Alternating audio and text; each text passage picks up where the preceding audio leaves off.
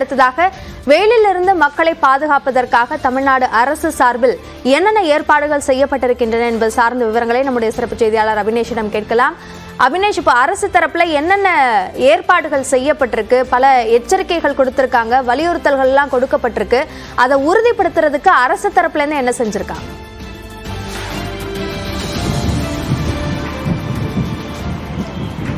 அப்படியா, முதல்ல நாம சென்னை மெரினா கடற்கரையில் இருக்கோம். இங்க காலையிலிருந்தே அனல் காற்று ஒரு மழை காலத்தில் ஒரு புயல் காற்று வீசுவது போல இங்க அனல் காற்று கடுமையான வெப்பத்தை இங்க இந்த பகுதியில் இருக்கு.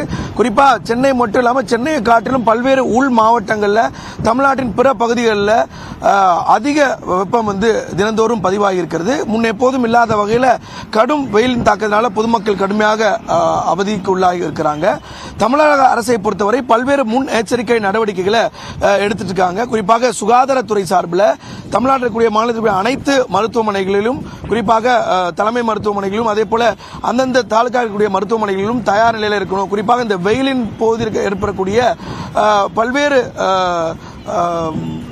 நோயாளிகள் அனுமதிக்கப்பட்டால் அவர்களை எதிர்கொள்ள தயாராக இருக்கணும் அப்படிங்கிற அறிவுறுத்தல்களை சுகாதாரத்துறை சார்பாக ஒரு சுற்றறிக்கையாக வெளியிட்டிருக்கிறாங்க. அனைத்து மருத்துவமனைகளிலும் படுக்கை வசதிகள் தயாராக இருக்கிறது.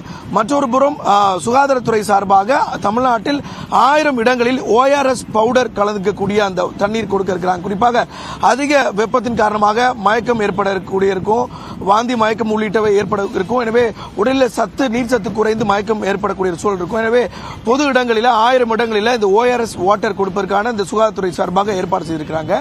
மற்றொரு புறம் சென்னை பெருநகர மாநகராட்சியை பொறுத்தவரை பெருநகர மாநகராட்சி சென்னையில் 150 இடங்களில் தண்ணீர் பந்தல் ஏற்பாடு செய்திருக்கிறாங்க. அதே போல நகராட்சி நிர்வாகம் துறை சார்பாக மாநிலத்தில் 1038 இடங்கள், குறிப்பாக பேருந்து நிலையங்கள் உள்ளிட்ட பொது இடங்களில் தண்ணீர் பந்தல் ஏற்பாடு செய்திருக்கிறாங்க.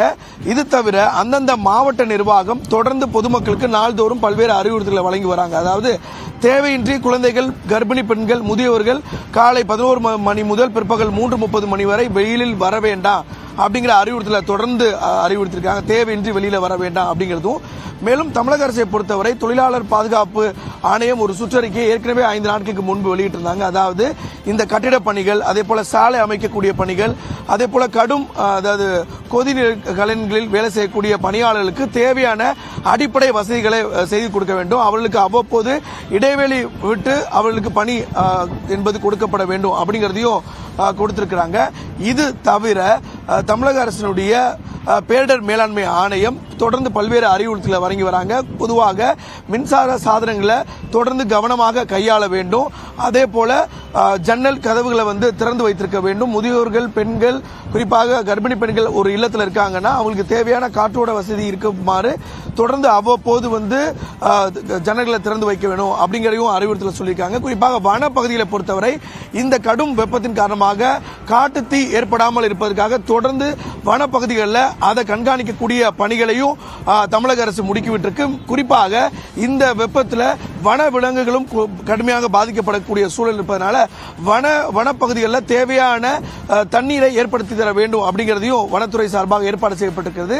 எனவே இந்த ஜூன் வரை இந்த கடும் வெயில் தாக்கம் இருப்பதன் காரணமாக தொடர்ந்து அரசு இது போன்ற பல்வேறு முன்னெச்சரிக்கை நடவடிக்கைகளை எடுத்து வருகிறது. அபிநயா, அரசு தரப்பிலும் இந்த வெயிலை சமாளிப்பதற்கும் பொதுமக்களை அதிலிருந்து காப்பதற்கும் பல்வேறு ஏற்பாடுகள் செய்யப்பட்டிருக்கின்றன. அதனை முழுமையாக அமல்படுத்த வேண்டும், நடைமுறைப்படுத்த வேண்டும் என்பதும் ஒரு அவசியமான ஒரு விஷயமாக இருக்கிறது.